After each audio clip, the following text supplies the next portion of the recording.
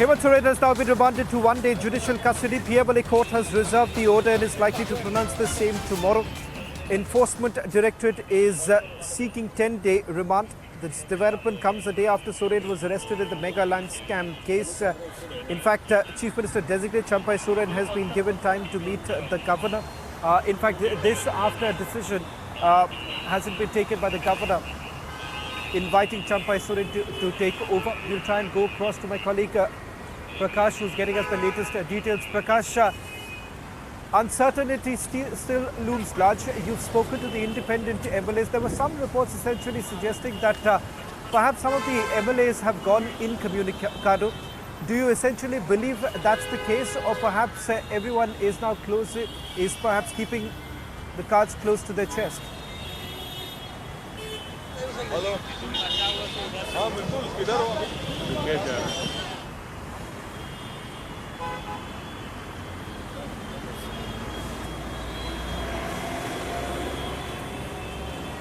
We'll try and connect with Prakash in a short while from now. In fact, Prakash has also spoken to an independent MLA a short while ago. A lot of questions essentially being raised about the way, the manner in which the governor has essentially acted, with Champat Soren essentially indicating that he has got the support of over 43 MLAs, despite that the government hasn't been formed as yet. Some within the Mahagathbandhan is indicating that this is being unnecessarily dragged by the governor. Having said that, also an offer was made by Champat Soren that he's willing to parade all the legislators, something that has been disregarded by the governor at this point in time. Having said that, we'll try and go across to my colleague, senior editor Prakash, who's been tracking all the details very closely. In fact, we are given to understand that the former Chief Minister Hemant Soren has now been sent to one-day judicial custody. His remand would be heard by the PMLA court sometime tomorrow. Let's first focus on the politics of this entire matter. Prakash, we're given to understand that there is a lot of uncertainty. Some reports were essentially suggesting that within the camp of JMM, there are certain legislators who went incommunicado. Is that true, or is this yet another, perhaps, rumours that have been floated by the Bharatiya Janata Party?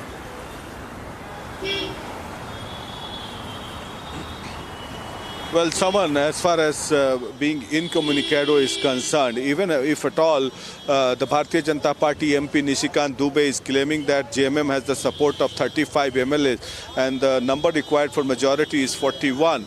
So those MLAs should surface on the ground and pledge support to the BJP, because Jharkhand is facing a constitutional crisis. One, the JMM so far is the only party to have a state claim to form government with the support of 47 MLAs and 43 signature of 43 MLAs have been submitted to the governor. Now, these JMM MLAs, on the other hand, pleaded for the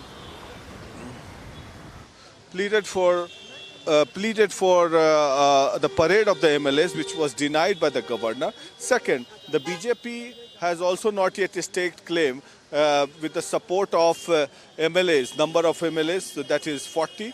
So Jharkhand as of now is headless. It doesn't have a government. Neither there is a precedent rule imposed. So the problem is, it is a violation of the Constitution of India. At least you should have somebody responsible within the constitutional framework to administer and govern the state.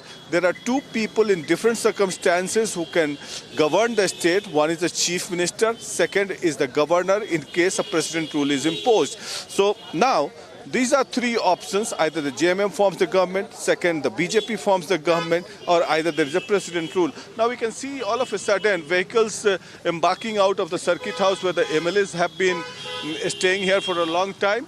And I believe some of the MLAs have gone here from this place till the moment we were at the Raj Bhavan, just to get a clear picture. We have come back here only to understand if these MLAs some of the MLAs have gone to different state because the JMM feels that there would be horse trading.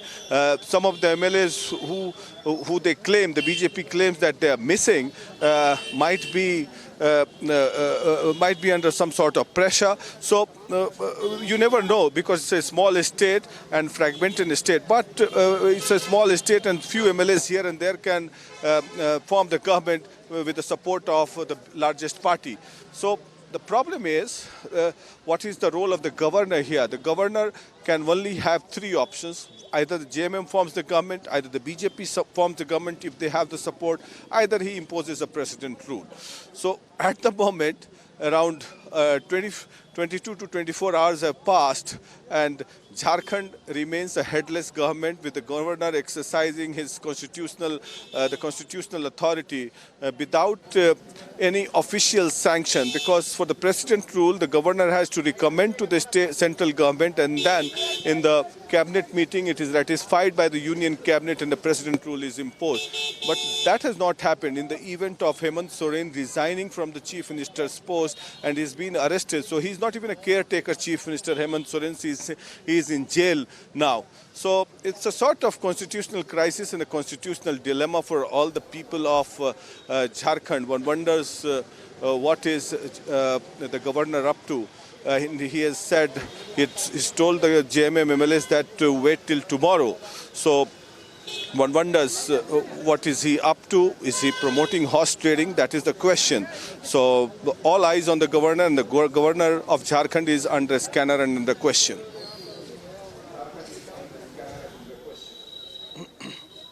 Okay, Prakash, is it because there is problem with the numbers, you think?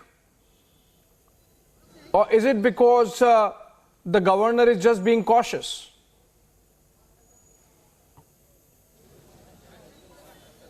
Abhishek, both of us have covered politics well enough to understand this kind of situation. And if at all the governor had to be cautious, there was one exercise he could have done, was that the physical parade of all the MLAs inside the governor house from both the camps. If at all the JMM has the numbers, he could have paraded all the MLAs inside the governor house. Second, if the BJP has the numbers, he could have asked the BJP and the support group of splinter group, whatever the 13 MLAs that is being claimed that they are missing. They could have paraded all the MLAs in the governor house and asked them to form a government, or a president rule could have been imposed. So these are the three options I can see. Being cautious is one thing, and exercising his authority is the other thing. So maybe he has to be impartial in this particular case. All right, Prakash, just stay with us. In fact, Republic has accessed the Soren land scam details. Revenue Sub-Inspector Bhanu Pratap linked to Soren Pratap surveyed the land and passed info to the Chief Minister's office. The info from Bhanu's phone linked to CMO. Pratap also falsified land records. Let's see the remand copy that has been accessed. Republic has accessed the remand copy, which essentially shows the connections. And on that note, let's go to Shravan. He's the one accessing the documents for us. Shravan, over to you. Can it be said with the remand copy and the details in your possession that it establishes the linkages with the investigation agency wants to prove, based on which they have sought the remand? Well, absolutely, Abhishek, and something that we've been speaking about even yesterday, that this was the land scam that they've been probing for quite some time. But what's the fresh link that has emerged? I was given to understand that while they were probing the Jagatbandhu Tea Estate case, that's when they came across more evidence of a revenue sub-inspector who goes by the name of Bhanu Pratap Prasad. Now, it is given to understand that when searches were carried out at his residence, that was back in April 2023, they came across incriminating documents, 11 trunks of land records. In fact, if I'm to quote from this particular remand copy, which has been produced before the court earlier in the day, this is what the Enforcement Directorate says, and I'm quoting. They say that landed properties illegally acquired and possessed by Hemant Soren, they were situated under his jurisdiction with a total area of 8.5 acres. In fact, they go on to say that Bhanu Pratap Prasad had himself conducted physical verification of the land on instruction which was passed on to him from the Chief Minister's office to the circle officer. In fact, they have also recovered a certain handwritten notes which have also been produced before the court, and once again quoting from the remand copy, they say the images of the handwritten notes in respect of the properties recovered from the mobile of Bhanu Pratap Prasad, and further investigation establishes the possession of Hemant Soren, and also the fact that there was an attempt to falsify the records on that register so that the property can be entered in the name of Hemant Soren, which was foiled by timely action of the Enforcement Directorate.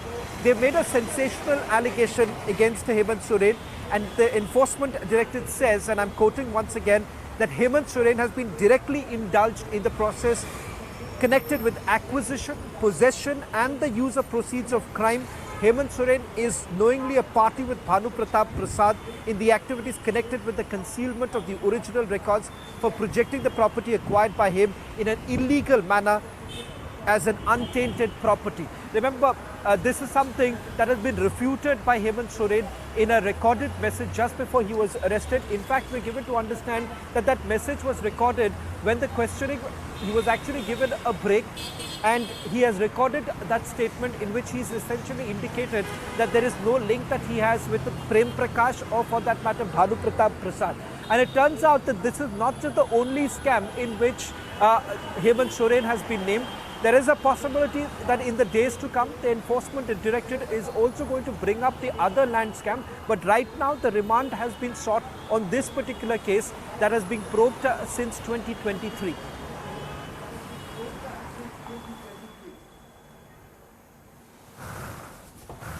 All right. Thank you so much, Shawan. In fact, we are getting some live pictures, I believe, of the MLAs leaving the Raj Bhavan. And let's listen to those some of those sound bites. Airport से तय करिए कहाँ जाना है, बिल्कुल जहाँ आप चाहेंगे वहीं जाएंगे। राज्यपाल की क्या मंशा है? राज्यपाल की मंशा देखते हुए हम लोग जा रहे हैं। हम लोग को कर क्या सकते हैं, क्या कर सकते हैं? महामहिम राज्यपाल जी जब बुलाएंगे तब जाएंगे। हमने कोशिश किया था कि हम लोग रहें। There you have, he was State Congress President Rajesh.